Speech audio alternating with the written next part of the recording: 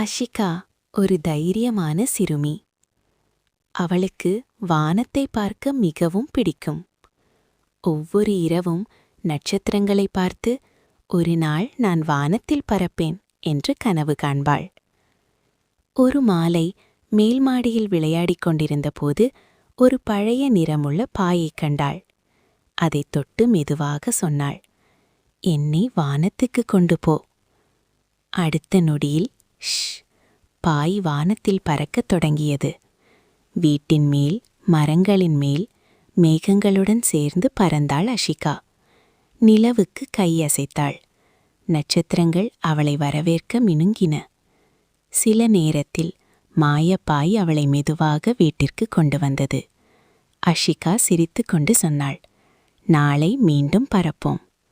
அந்த நாளிலிருந்து வானம் அவளுக்கு தொலைவில் இல்லை. அது அவளின் மாய உலகமாக மாறிவிட்டது.